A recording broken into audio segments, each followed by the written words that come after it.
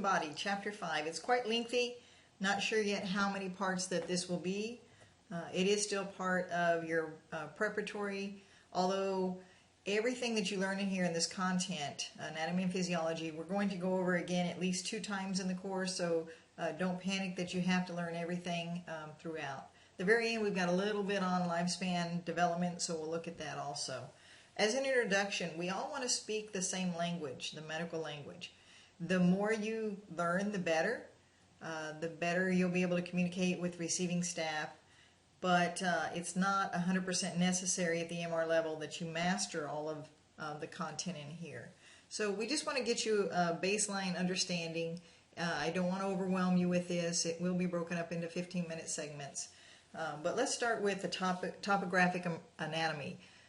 The anatomical position is the patient standing in front of you with the palms facing forward.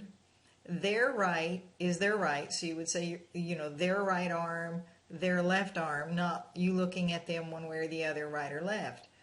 When we look at the body, we divide it into the appendicular skeleton, which are the appendages, the arms and the legs, and the axial skeleton, which is the head and the trunk. So let's start with the appendages first, the arms and the legs, and we want to describe maybe a stab wound to the arm. And if we said it's proximal to the elbow, then that means that we're saying that it's right here between the shoulder and the elbow. It's closer to the point of attachment. So that word proximal, think of proximity, closer to the point of attachment. Whereas if they had a stab wound distal to the elbow, then we're saying it's more distance from the point of attachment. Distally to the elbow, it'll be down here on the forearm, away from the point of attachment. It's often good if we learn terms one with the other in the opposite. It just makes it easier to understand. Going back now to the axial skeleton, the head and the trunk. Toward the head we say is superior. If you have a boss, then that person is your superior. If you have an inferior, then that person reports to you. Maybe we think of toward the feet. So superior toward the head, inferior toward the feet, away from the head. Looking at the body horizontally, again, the patient's right, the patient's left, and so we'll make those anatomical terms based on organs that are structured within the body, and we'll point to those. But toward the midline, we have this line that runs all the way down from between the eyes, the umbilicus, all the way down this yellow line, and we call that the midline. So everything on this side would be the patient's right, everything on this side would be the patient's left. If it's toward midline, then we use this term right here, medial.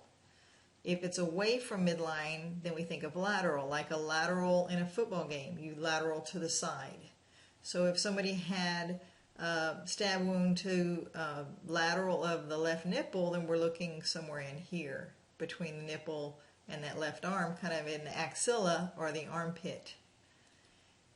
We've also got the front of the body called the anterior, and the back of the body then called the posterior.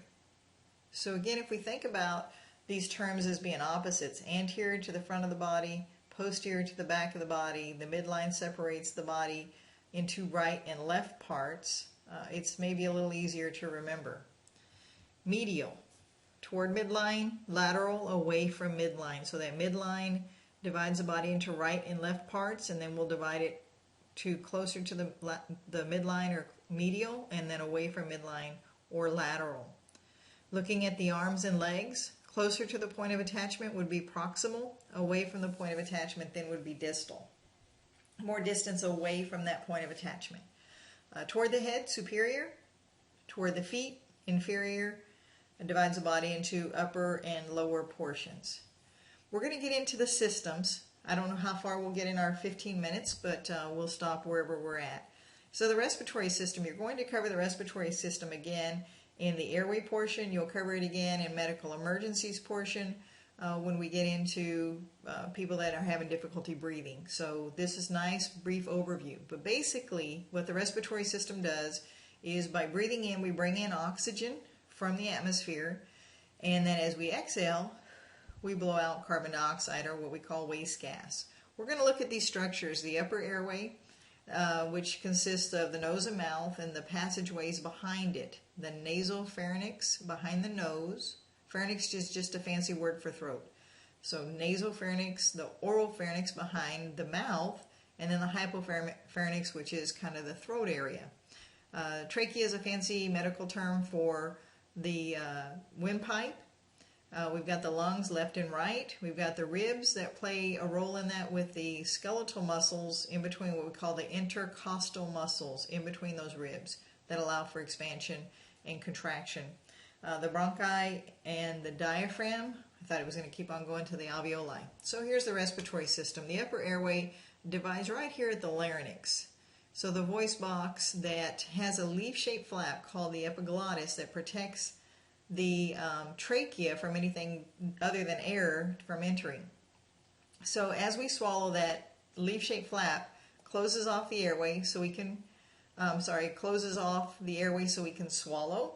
And as we breathe in, it opens up so air can go down the passageway to the trachea very, very quickly, although sometimes we drink a sip of water and we feel that little drop hit right there and we start gagging because of that laryngospasm wrapping around the epiglottis so nothing can go in. It also makes it very difficult to cough forcefully or to talk, with any kind of volume at all.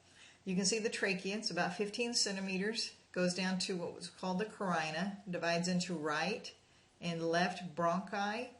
Each one is a bronchus. The two together are bronchi. Into the smaller passageways called bronchioles. Ultimately down into what we call the alveolus or the alveolar sacs, which is where gas exchange takes place, oxygen for carbon dioxide. Big roles in this is the diaphragm. The diaphragm is a muscle that works involuntarily. I mean, if you had to think about breathing all the time, you would never go to sleep. You'd be afraid, oh, I'll forget to breathe. So the diaphragm, when it contracts, it moves down and makes that space of the thorax, of the chest cavity, bigger. So it makes it bigger this way, and then the intercostal muscles in the ribs, which are kind of pointed out here, expands laterally to the sides, and then anteriorly and posteriorly, and you'll even see a little bit when somebody's breathing, their shoulders come up a little bit. So it makes that space much bigger. In doing so, it decreases the pressure, the interthoracic pressure, and allows air to come in. So the upper airway consists of the nose. We breathe primarily in through our nose. By doing so, we filter the air, we humidify it, and we warm it a little bit better than we do if we breathe through the mouth. We can breathe through the mouth. It just doesn't do those things as well as the nose does. It goes into the throat or the hypopharynx, in through the larynx, which is the voice box. That's where that leaf-shaped flap called the epiglottis resides. When we swallow, it closes the airway so food and fluids can pass down through the esophagus, and as we breathe, it opens up so that air can pass through the trachea and then the passages within the lungs. And it kind of shows you the nasal cavity, the oropharyngeal cavity, all the way down into the lungs there. Sure I didn't skip one.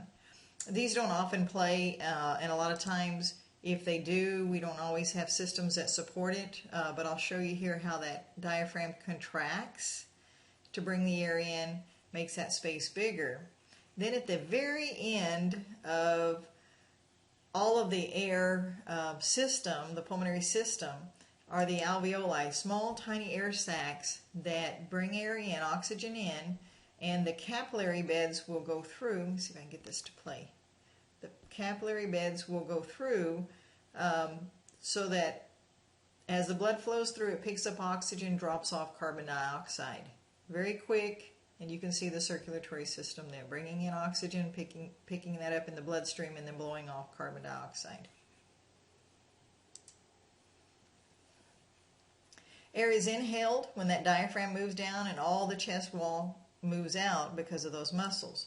So when we play this, you can see how that thoracic cavity gets larger and it kind of pulls the air in. It's a very active part of the respirations, very active, requires energy to do that, and then as we relax, air exhales. It's a passive way to breathe. Active when we breathe in, inhalation, and passive as we exhale. That's it for the circulatory system. There wasn't very many slides on that. Again, don't panic if you don't get the whole concept of it, because we cover it again in airway, and we cover it again in respiratory emergencies. Same thing for the circulatory system. We're going to cover this again a little bit in vital signs. We're going to cover it in cardiac emergencies. You'll have your CPR class if you haven't had that class already. So you'll have this information a couple of times. But of the two, the circulatory system and the pulmonary system, we actually call it the cardiopulmonary system, because there's four components of the circulatory system: the heart, the heart, the vessels, and the blood. But without the lungs, without that pulmonary system, the three parts of the circulatory system wouldn't work very well. So we say there's four parts to the cardiopulmonary system. Cardio, a fancy word for heart, and pulmonary, the medical term for the respiratory system. So it includes a heart, which is the pump. The heart pumps 70 times a minute, 60 minutes every hour, 24 hours every day, never takes a break. So in addition to it working on involuntarily, much like the diaphragm, it also has a property of automaticity. That means the brain can be completely dead and the heart will still be beating on its own. Blood picks up oxygen in the lungs, just like that little video showed, and transports it to all parts of the body. So let's start at the right atrium.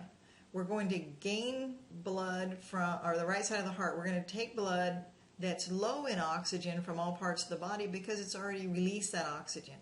And when it comes back to the heart, it's low in oxygen. So the right side of the heart pumps blood to the lungs and then pumps it to the left side of the heart. The left side of the heart now has oxygen-rich blood. It just came from the lungs, picked up a lot of oxygen, and it's going to transport it to all parts of the body.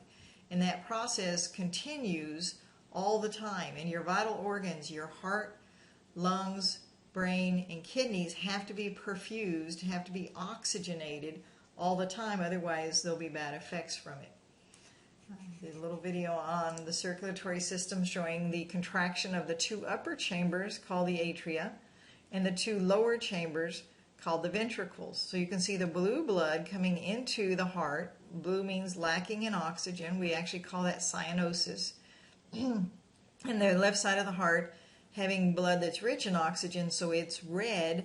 And those one-way valves help keep the blood flowing in one direction only.